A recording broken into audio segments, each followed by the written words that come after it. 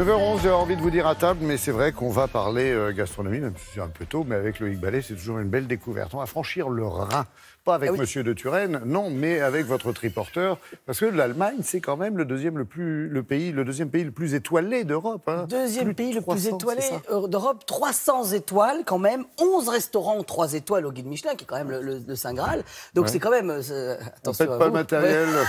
T'es en train de casser la table. Non, on en a besoin pour passer à table, justement. Alors, on a fait 1063 km, on est parti, on a fait Paris-Berlin en triporteur. C'est pas mal, ça. Hein, voilà. Et vous imaginez pas, hein, là j'ai les mollets tout enflés. Voilà. Sûr. Bref, l'idée en fait, c'est tout simplement que là-bas, il y a une vraie gastronomie et il y a une énergie incroyable. Alors on vous a concocté une petite visite, c'est-à-dire que d'un côté, nous sommes allés voir une halle, parce qu'il reste encore des marchés couverts. Ils ont été réhabilités, voilà. hein, ça une halle revient qui a à la été mode. réhabilitée et en fait, surtout, c'est assez marrant, ce sont les habitants qui se sont mobilisés les gens du quartier, pour, qui sont devenus propriétaires parce que ces halles allaient être abandonnées et fermées. Et justement, voilà, Market Hall, voilà, et surtout, il y a des balades gourmandes, touristiques, avec des guides là-bas qui vous emmènent et qui vous font goûter la cuisine allemande. Parce qu'il n'y a pas que la saucisse et le Apfelstrudel. Ouais, ils ont peur des pigeons aussi. Hein, voilà. Oui, vous avez vu, il y a des petits picots. Voilà. Bon, bref, on y va? Allez, oui, s'il vous plaît. C'est parti.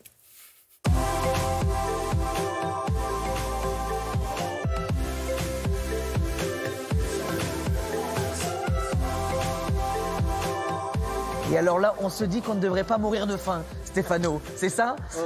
Bonjour, bienvenue à Berlin. Alors expliquez-nous, Stéphano, où nous sommes? Dans les Halles Kreuzberg. Alors ça, c'est Halles, il en reste beaucoup dans Berlin ou pas en fait? Il n'y a que 3 lieux comme ça dans tout Berlin. Ce sont les habitants qui se sont mobilisés pour les réouvrir, c'est ça un peu l'idée? Oui, c'est exactement, il y a des particuliers qui ont acheté l'immeuble, ils ont ouvert l'immeuble pour la gastronomie.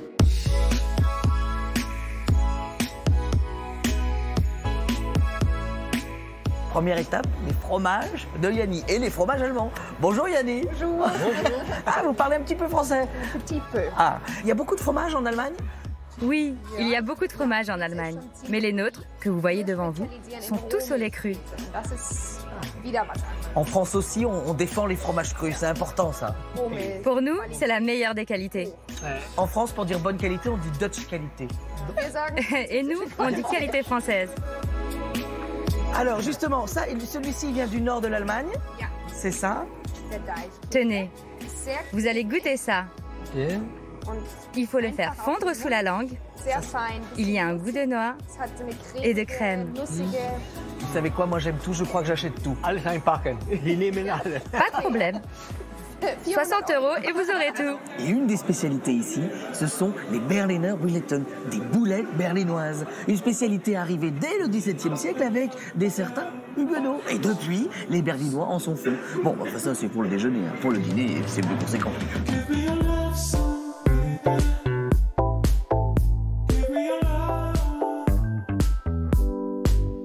Et un des secrets de la gastronomie allemande, ce sont ces tables étoilées. Avec 300 restaurants qui sont inscrits au guide Michelin, on peut dire que l'Allemagne est le deuxième pays le plus étoilé en Europe.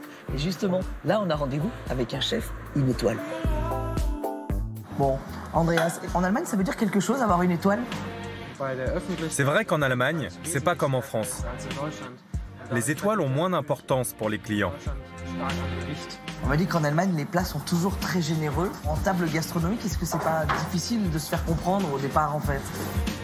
Oui, c'est vrai, parce que les Allemands privilégient la quantité finalement. Mais moi, mon objectif, c'est de montrer que la cuisine allemande est encore présente. Elle a été énormément oubliée. Et c'est ce que souhaitent les nouveaux chefs allemands, remettre notre terroir en valeur. Donc ça veut dire qu'en fait, tous vos produits viennent de Berlin et sa région? Oui, tous nos produits viennent d'Allemagne et à 90% de Berlin. Est-ce que les légumes poussent mieux quand ils ont vu sur la porte de Brandebourg, finalement? En tout cas, ils poussent mieux avec des espaces verts que sur du béton. Bon, et ça, c'est universel. c'est marrant parce que Loïc, le service à la russe, le service à l'assiette, on va dire, c'est pas trop dans la culture. Hein, non, et c'est justement ce que Andreas Rieger, j'espère que je n'ai pas... Rieger, voilà, qui a une étoile quand même, qui nous a reçus là. En fait, il m'expliquait que ce qui est très compliqué pour eux, c'est que dans la tradition allemande, c'est plutôt des plats très généreux, mais ce qu'on pourrait retrouver, nous, dans nos auberges en France aussi, voilà. Et finalement, l'idée de partir dans une cuisine plutôt gastronomique, étoilée, on va servir plusieurs plats, donc des petites portions, mais avec beaucoup plus de plats et de services. Et ça, ils ont beaucoup de mal à le transmettre et à faire leur place. Et c'est vrai que c'était pas toujours évident.